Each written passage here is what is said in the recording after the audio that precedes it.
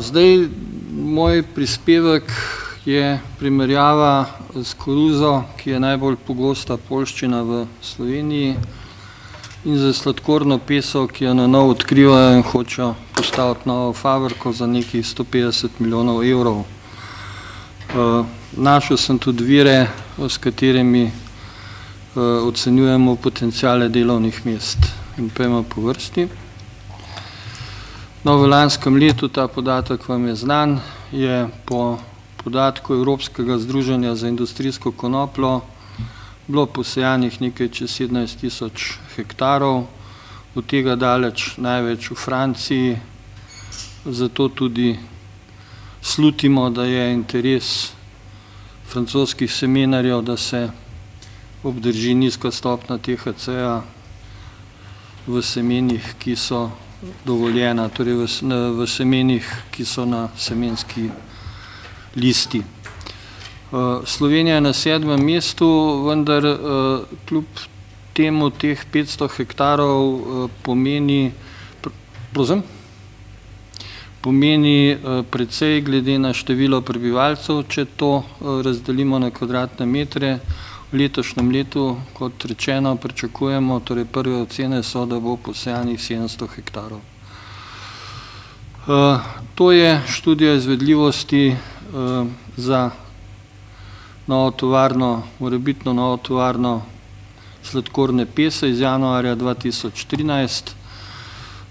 Nekje je realen donos, tukaj so pač ocene donosa, računa se okrog 750 evrov na hektar naj bi bil izplen, ki bi pridelovalcu na kmetiji ostal. Pri koruzi imamo pokritje odvisno, torej pri tej konvencionalno pridelani koruzi za silažo oziroma za zrne je izplen lahko 213–316 evrov na hektar. Seveda pri ekološko pridelani koruzi so ti izpleni pomembno večji, to je tudi tista koruza, ki jo na ekoloških tržnicah vzamemo za domačo rabo, za peko, za polento in podobne zadeve, in tudi tu vidimo, da bi pa izplen, torej dohodek za kmeta, bil zanimiv. Če gremo naprej na konopljo, sem se oprl na diplomsko delo iz leta 2012, kjer kaže na dobiček med 1400 in 1700 evri na hektar pridelka, pri čemer smo pri preverjanju realnosti tega dohodka ugotovili, da je to dovolj realen, da lahko z njim računamo tudi naprej. In poglejmo, zamisel o novi sladkorni tovarni predvideva pridelovanje pese na 11 tisoč hektarjih, torej po regijah, različnih regijah v Sloveniji, z transportom na lokacijo, na isto lokacijo, kjer je nekoč sladkorna tovarna že bila. Predvideva 126 delovnih mest in z investicijo 136 milijonov evrov. No, pred dnevi sem slišal, da se je ta vrednost že povečala na 150 milijonov, kar me spominja na termoelektrarno Šoštanj, ko se je na pol leta cena višala. Naletel sem na študijo Kalifornijskega zavoda za zaposlovanje iz leta 2006. Tukaj spodaj imate tudi internetno povezavo, kjer lahko vse to preverite. In predelava konopljine slame iz 100 hektarjev, torej tukaj semena in ostalo puščamo na strani, samo predelava konopljine slame iz 100 hektarjev omogoča 7 delovnih mest.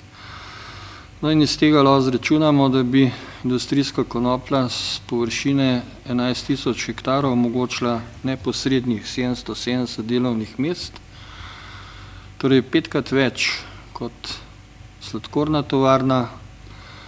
Investicija v 5 do 6 tovarn, razpršenih po regijah, pa ne bi presegala 20 milijonov evrov in lahko bi jo seveda, te tovarne bi lahko postopno postavljali. Tukaj opozarjam na tržni potencial za to slamo v gradbeništvu, kar je prejle Violeta omenila, da bi 3%, torej od investicij v energijsko prenovo stavb bilo realno porabiti za izolacijske materiale iz konoplje, namreč vseh, torej znotraj energetske prenove se za izolacijske materiale ocenjuje 10 do 12%, konopljini izolacijski materiali niso primerni za čisto vsako vrsto izolacij, ampak tretjina površin potrebnih izolacije pa so popolnoma primerne, da jih prekrijemo z konopljinimi izdelki. No, in to je 15 milijonov, rečemo, potencial letno za naslednjih 10 let, kar vam ekonomijo pridelave in predelave konopljine slame, torej znova čaje, seme, hrano pustimo ob strani, nam daje misliti, da bi to bilo lahko zelo, če rečem s tujo besedo, lukrativno oziroma dobičkonosno.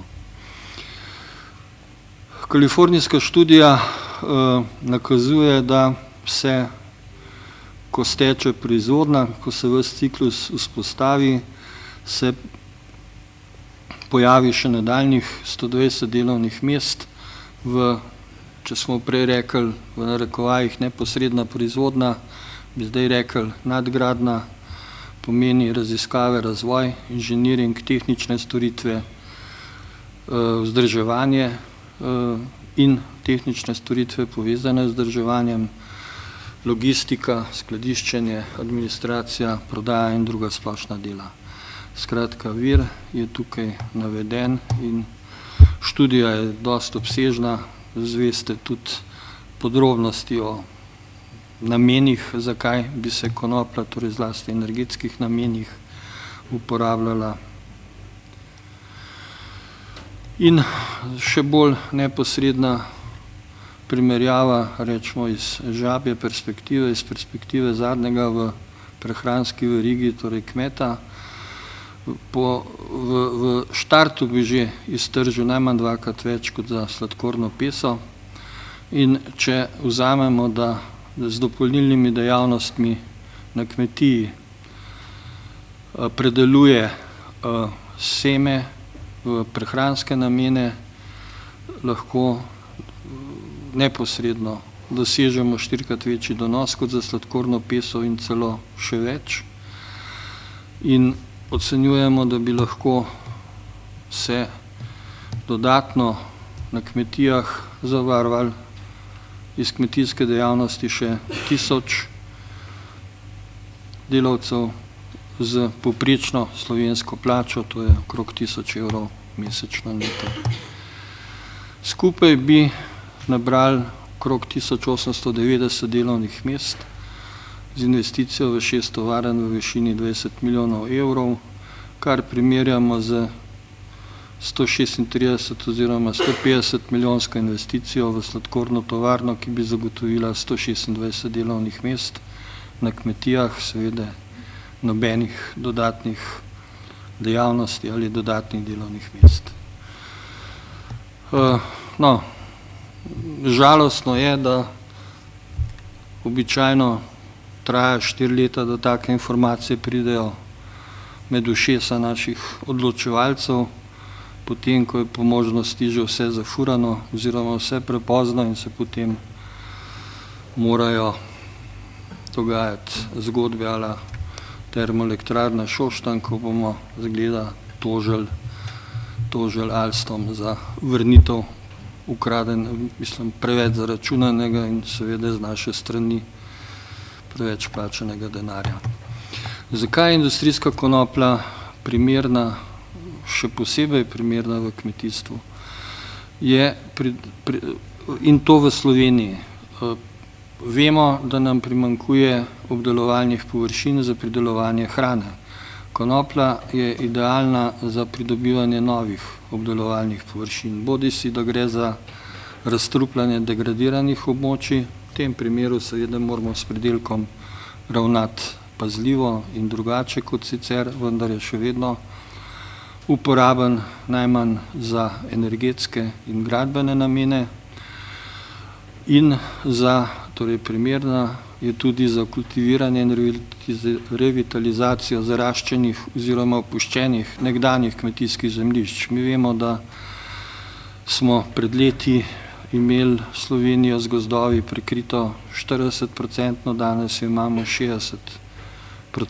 Pomeni, da je veliko zaraščenih pašnikov, včasih slabših, torej nekdaj slabših travnikov in podobno. Veliko tega bi lahko prenovili, obnovili tudi z konopljo in povečali količino humusa v prsti in tako znova usposobili proizvodnje, torej nove njive za proizvodno hrane, kar bi glede na trenutno okrog 50% prehransko samozadostnost, samooskrbnost in željo po 85% samooskrbnosti bila lahko ena od prednostnih nalog za naše kmetijsko politiko.